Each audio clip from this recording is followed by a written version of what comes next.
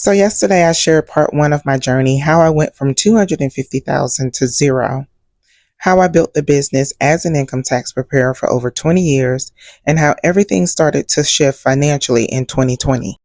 Today I'm finishing up part one and bringing you a snippet of part two, where I break down exactly what I invested in and how the majority of that money disappeared.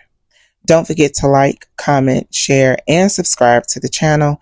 And make sure you hit that notification bell so you don't miss part three, where I reveal what it's like to start all over again. So if you can save a couple of dollars on your tax return and you really didn't have anything to attach to it, no business, no dependents, no credits you're receiving, then go ahead and do it yourself.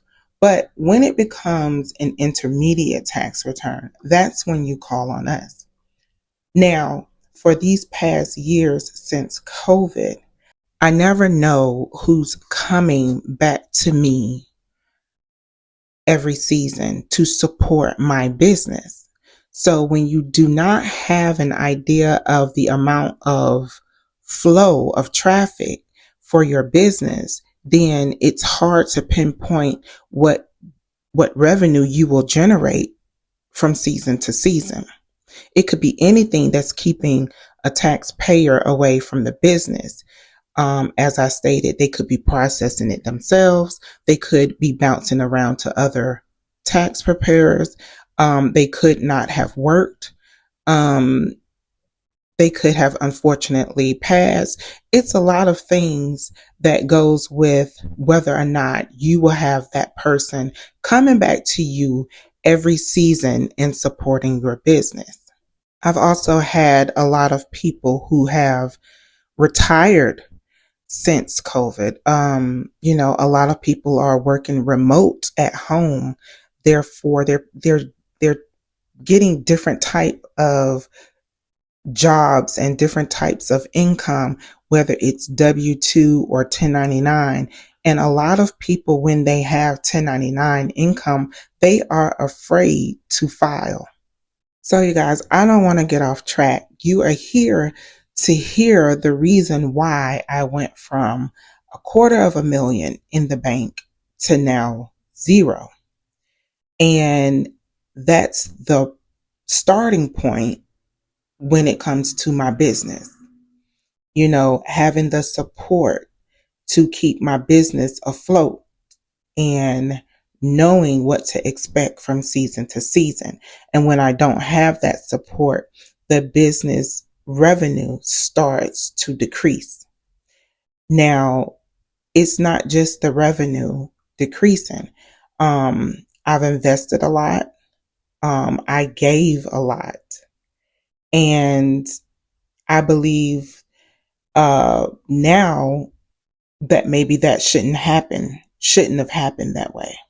Honestly, I'm just trying to share with you that success and having, success is fragile.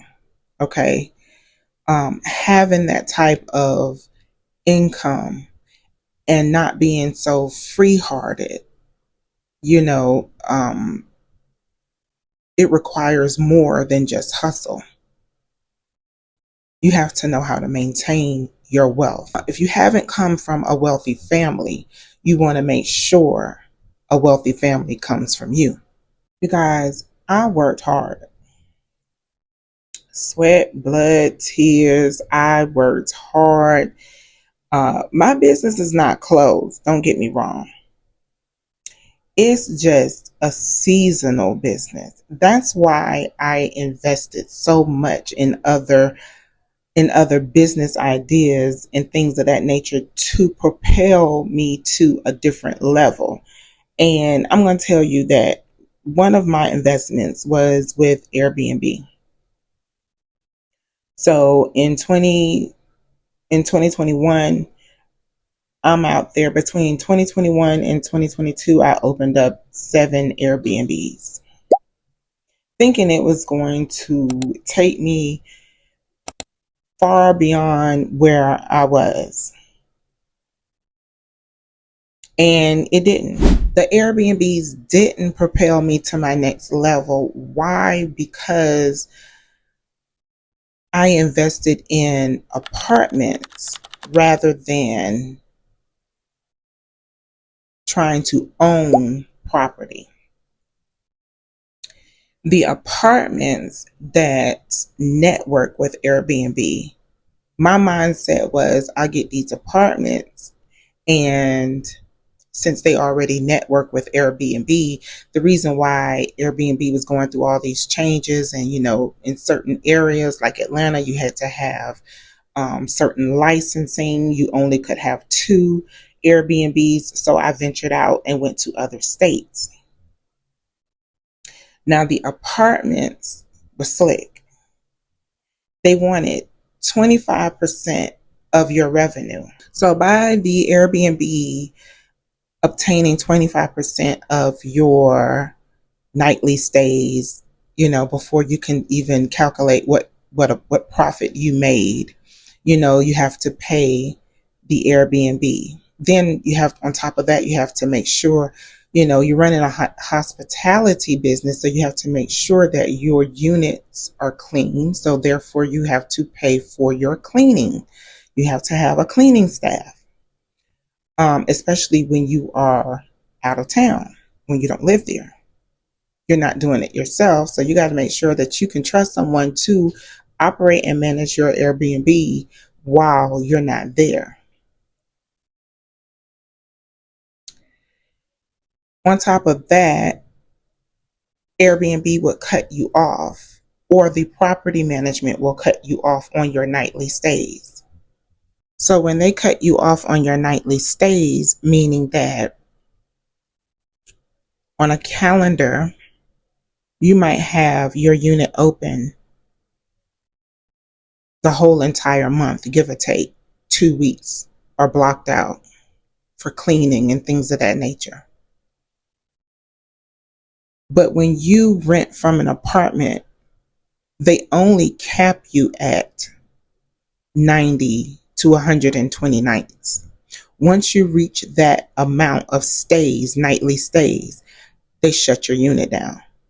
So here I am thinking I'm in it. I dove head first in, and I'm like,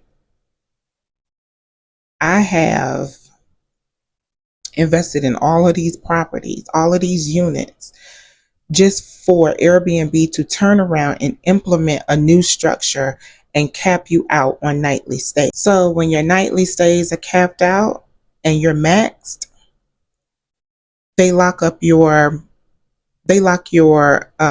platform. You can't rent. You can't have anyone staying in your unit because you're maxed out. So what does that mean? That means you have to turn around and you're just paying rent until they can unlock you for the next month for you to start all over again. Or not even for the next month. Sometimes if you maxed out the whole 120, you couldn't wait.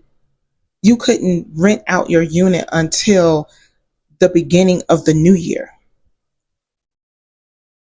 So you're just paying rent just to be paying rent. And that's where the majority of my money went, on rent.